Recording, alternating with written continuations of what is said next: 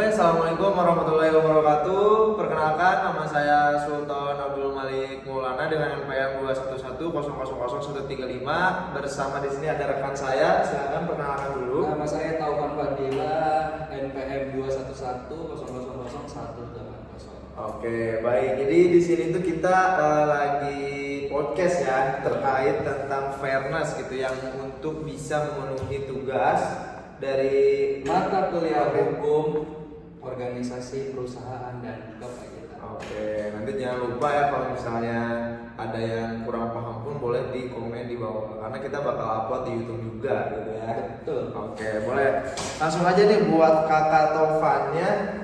Aku mau nanya dong. Aku atau saya? Boleh. Apa? Oke, boleh. Aku mau nanya nih buat kakak Taufan. Menurut Kak Taufan ini ya, kan fairness, kita kan topiknya fairness ya. Betul, kita dapat topik fairness. Ditugasin oleh Ibu Tuti. Tuti. Jadi menurut Kak Taufan ini fairness ini tuh dalam makna fairness dalam kehidupan atau hukum itu apa sih? Fairness itu. Jadi menurut saya, fairness itu kan bahasa Inggris ya. Iya, betul. Diartikan ke dalam bahasa Indonesia adalah keadilan. Betul. Yang dimana keadilan itu adalah faktor yang atau aspek yang sangat penting di dunia ini maupun di kehidupan ini. Betul. Oke. Apalagi di hukum. Yang dimana hukum itu dibuat karena adanya suatu tidak keadilan di daerah tersebut, Pak. Contohnya kayak Yunani. Iya. Tahu nggak sih yang sejarah apa sih? Advokat pertama Ya pernah dengar aja sih.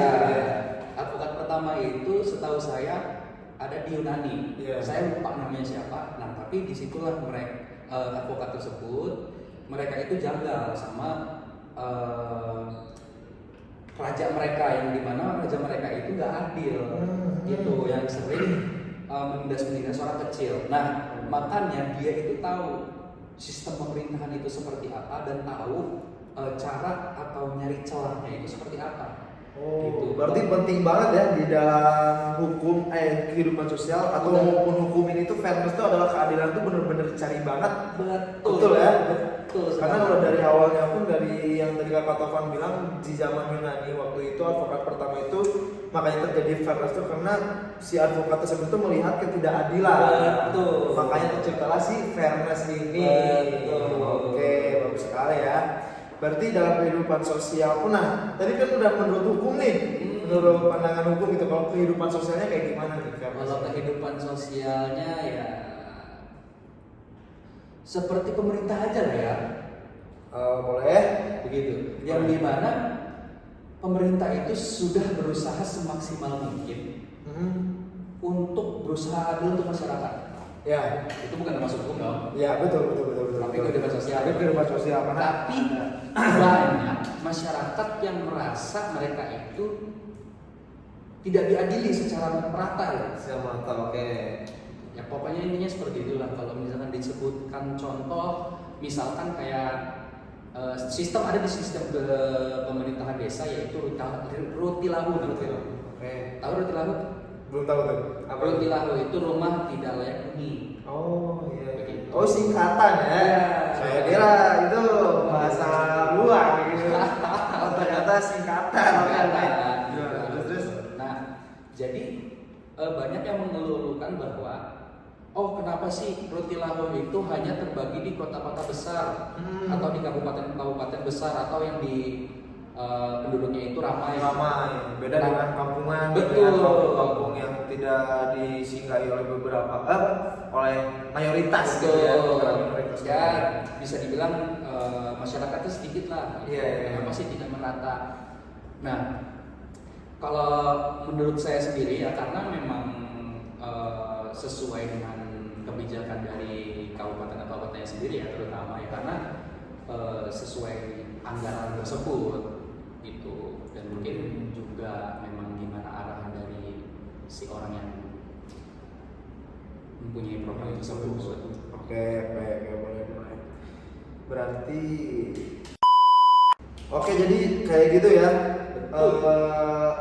Fairness dalam kehidupan sosialnya juga itu dapat gitu ya Kak Taufan ya. Nah terus juga nih aku mau tanya lagi nih Kak Taufan, tantangan terbesar apa gitu dalam mewujudkan fairness di masyarakat itu sendiri? Tantangan terbesarnya itu apa sih? Nah, itu seperti yang saya sudah jelaskan tadi. Iya. Contohnya itu seperti pemerintah yang dimana mereka itu menganggap mereka itu sudah Adil. berusaha seadil mungkin dan semaksimal mungkin gitu untuk Iya. kesejahteraan masyarakat itu merata. Cuman ya begitu. Ada beberapa faktor yang mungkin bisa menghambat mereka. Contohnya seperti pembangunan jalan mungkin. Jadi jalan itu ada yang dicor, ada yang belum gitu. Iya, iya. Nah, yang belum itu ya mungkin mereka itu Merasa kurang adil, Iya. merasa belum terpenuhi nih itu Betul. fasilitas yang udah disediakan oleh masyarakat, kenapa yang itu udah kita belum? Ya, Oh, dan iya, iya. faktornya mungkin bisa jadi karena aksesnya menuju jalan itu tuh karena tidak dilintasi Iya. atau jarang dilintasi atau memang medannya. Contoh Tapi- kayak di pegunungan. Iya. Tapi kan kalau misalnya kita melihat dari wilayah itu kan udah termasuk, misalnya contoh nih kayak di negara Indonesia gitu kan banyak sekali kan kejadian-kejadian faktor-faktor kayak jalan di pegunungan itu belum di apa namanya di aspal gitu kan. Tapi kan itu kalau kita melihat dalam wilayah itu kan masih termasuk negara Indonesia juga gitu. Nah pertanyaan tuh kenapa sih si pemerintahan ini tuh juga nggak pernah melihat gitu ya, walaupun di pegunungan juga ya nggak apa-apa dong. Soalnya kan itu termasuk wilayah negara Indonesia itu tersendiri gitu. Pak Taufan. Karena gini ya, emang karena mungkin background kita negara maju, negara Berkembang. ya, bukan Iya. negara maju gitu. Jadi yang dimana tata letak Indonesia itu benar-benar masih baru atau masih awam gitu. Dibangunnya. Iya iya iya. Itu. Oh, berarti mungkin nggak kayak yang negara luar yang dimana mereka itu pembangunan itu benar-benar udah menyeluruh dan juga udah dari dulu terdahulu gitu. Berarti kalau dilihat menurut saya berarti ya Indonesia ini tuh cuma hanya melihat garis besarnya saja ya. Contoh kayak kalau Seperti itu. ya area-area yang mungkin wah ini ada potensinya nih baru dibangun gitu ya. Kalau misalnya ada apa sih ya digantiin gitu ya. Jadi seperti itu. Mungkin Kita lihat kan seperti itu. Oh iya, ini prinsip saya ya bukan. Iya. Jadi ini teman-teman ini prinsip saya aja bukan karena melihat negara Indonesia. Saya nggak tahu negara Indonesia kayak gimana gitu. Kampungnya juga gitu. Ini mungkin menurut saya aja gitu. Menurut kita pribadi Iya, kita pribadi aja kan karena semua orang juga berhak berasumsi gitu kan. Betul kan? Teman-teman setuju ya?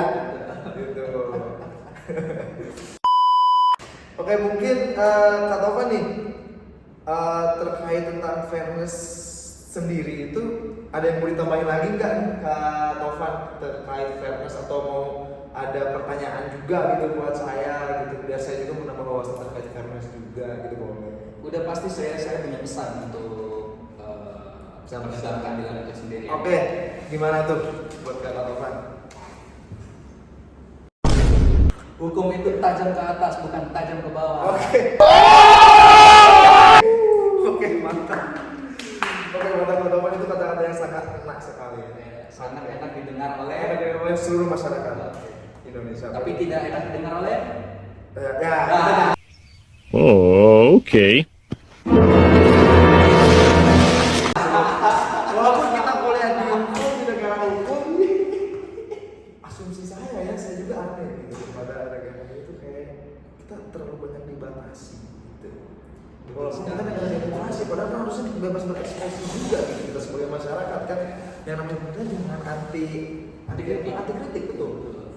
Yang ini sekalinya udah kritik hilang. Hilang betul. Apalagi saya terakhir kata melihat di berita itu Kak Taufan ada 2 jaksa itu yang hilang katanya. Oh iya. Terus baru ditemui di gedung dan itu udah nggak ada masih 1 orang.